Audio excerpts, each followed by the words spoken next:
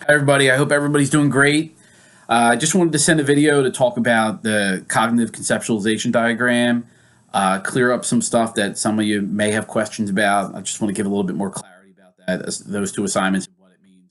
Also, I want to talk a little bit about more the cognitive errors and challenging it, those four assignments, kind of what I'm looking for. And I think that's all I have today. um, so first of all, for the cognitive conceptualization diagram, which is found in your packet on pages 5, 6, and 7, the page 5 kind of talks about, what is expected, what you're looking for in each of the boxes. Page 6 is an example, and page 7 is a blank copy. So to submit the assignment for this, you can write on it and send it to me, and I'll write comments on it and scan it back. That may take a little bit of time to get to you. The other thing too is you can just use a Word document and create a tables and put it in there. Or if you just want to just write it out, relevant childhood data / life events, because I'd like to see that for this assignment. I would like to change the first box to relevant childhood data - life events, encompasses everything really. In my supervision with Dr. Beck, that was one of the things we spoke about. She said that another revision of this would be coming out soon, but it's not yet. So I would like you guys to include it. Relevant childhood data - life events. If you're scanning this copy and writing on it, just include life events in that first part. But that's either way works.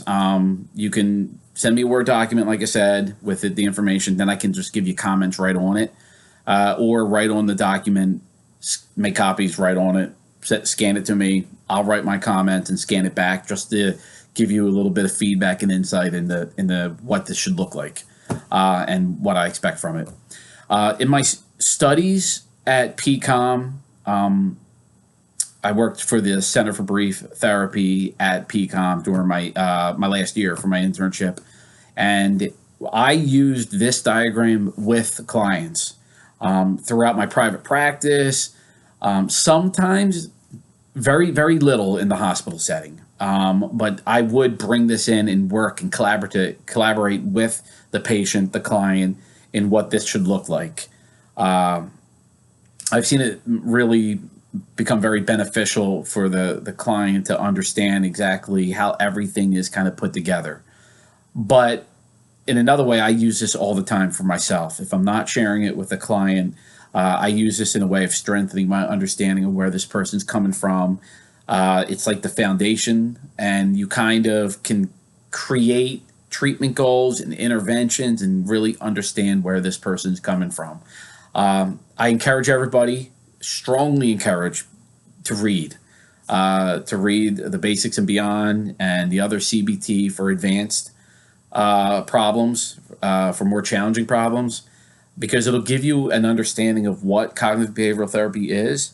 And then in that little spiel that you'll be talking to clients about, it'll sound, you're going to shorten it to what's valuable to you and how you understand it to help your clients understand it, but also regarding the diagram, regarding identifying cognitive errors and challenging it. It's really going to help you in your career. Forget this class.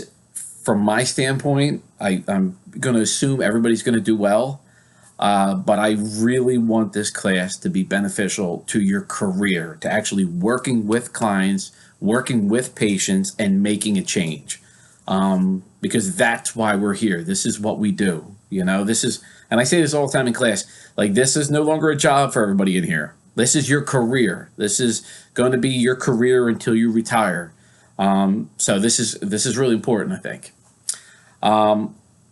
I would strongly encourage everybody, for the first diagram, there's two that I would like to see that need to be handed in for this class, to have you do it on yourself. Now, I know with the relevant childhood data, life events, there may be some personal information that you don't want to share, and I totally understand that. So if you don't feel comfortable doing it on yourself, use a de-identified client or de-identified person or a fictional character. But I think to really enhance your learning skills, especially in understanding how useful this can be, You can do it yourself. And the thing is, when it's handed in, please tell me that it's very personal and that you would want me to delete it like right after I review it, because I will. All the information, all the videos will be deleted after I review it, just because I know some people, you might not feel comfortable with your stuff being out there, and I totally get that.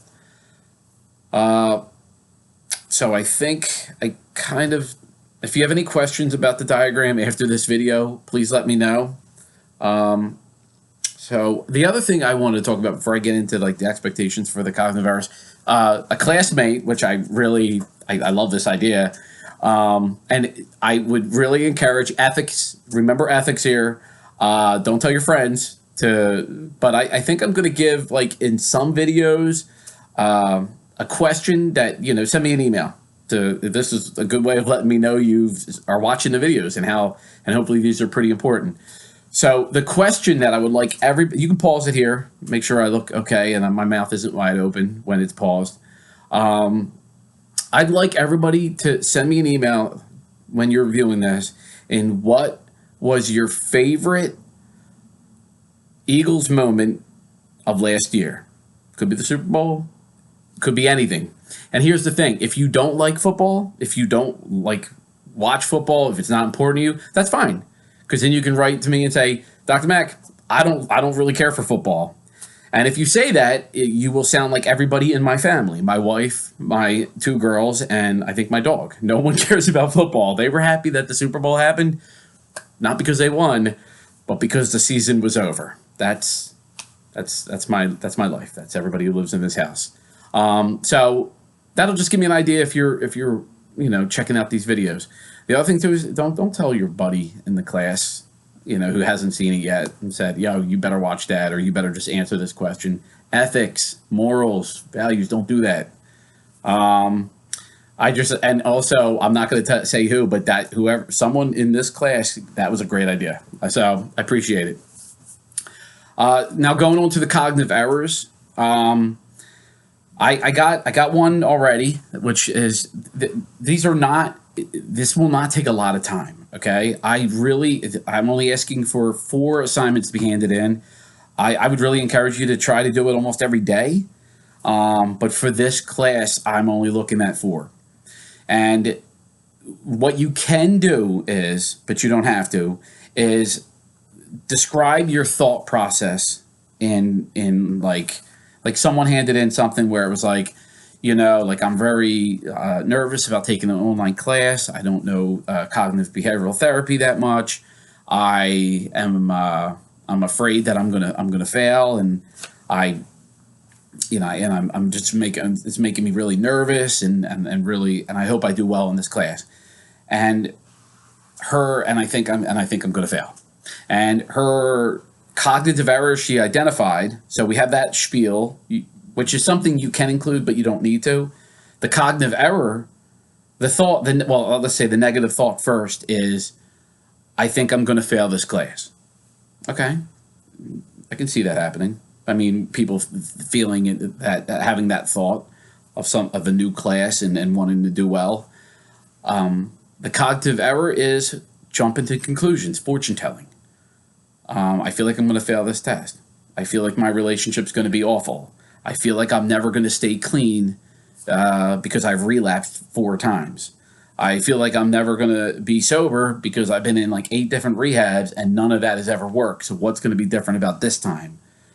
I feel like I'm always going to be depressed because I've never felt happy and no treatment has ever worked for me. These are all like fortune telling. Like I can already predict the future because of like past experiences or because of fear. Now, so you have the spiel, you have the negative thought you identified, you have the cognitive error on that page that's in modules, I think module 1, the cognitive error page. And then what I want you to do is put a P, but like write out positive, adaptive, realistic. Or if you're like some people who want to rap about it, realistic, adaptive, positive, however you want to put it in there. The positive could be, if you're looking at it, like I've never failed a class. This is like I've always done pretty well.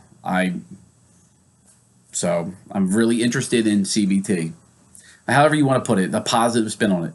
The adaptive part could be for a lot of people like the adaptive part is actually like I'm actually examining this thought.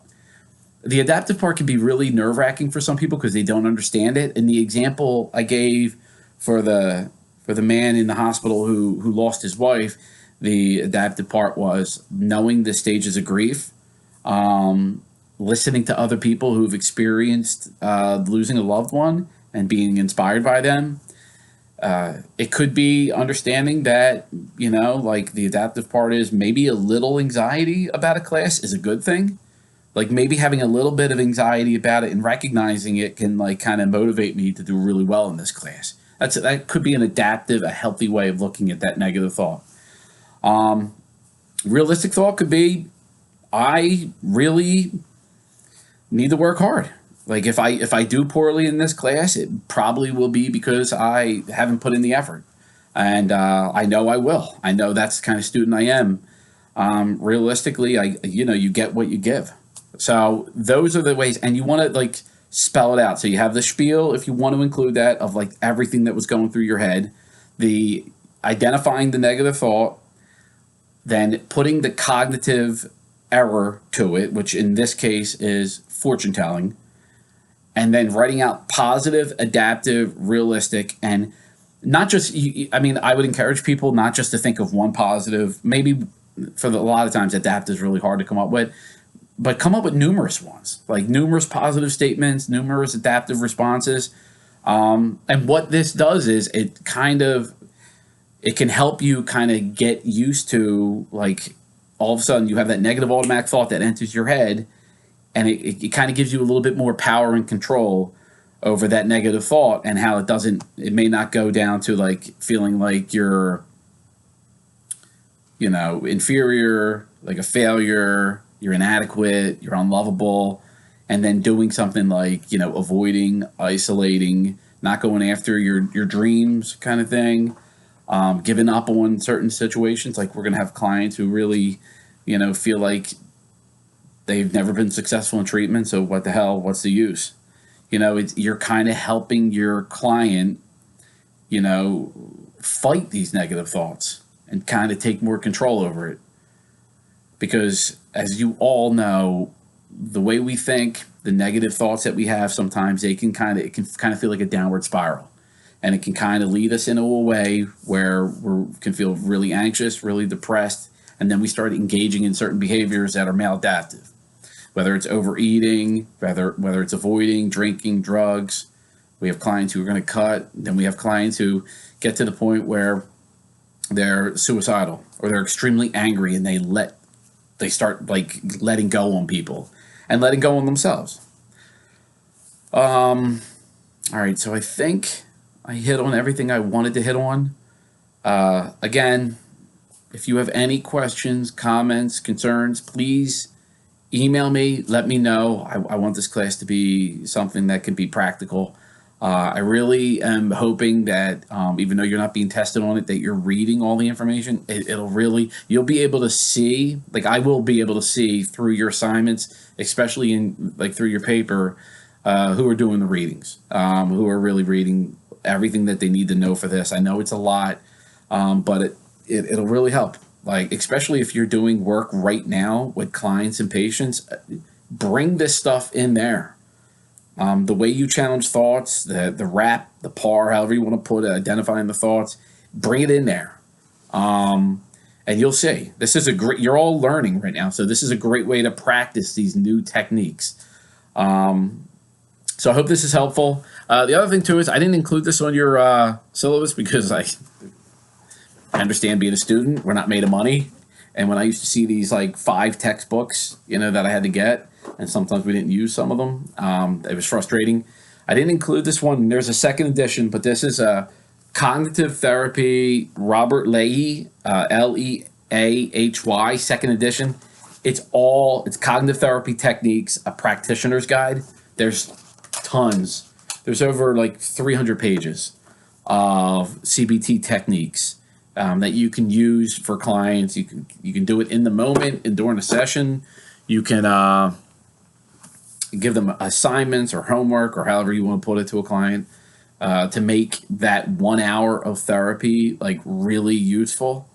And it has to be, because we have to generalize our sessions outside of the office or nothing's getting done. You're just going to continue to see clients and patients who are basically venting their problem of the week. And so that's a good way to generalize whatever you're teaching and whatever you guys are collaborating together outside of that office. And so that has tons of worksheets. Hopefully everybody has a great day. I hope this was helpful, and I will hopefully see everybody very soon. All right. Thank you, everybody. Bye.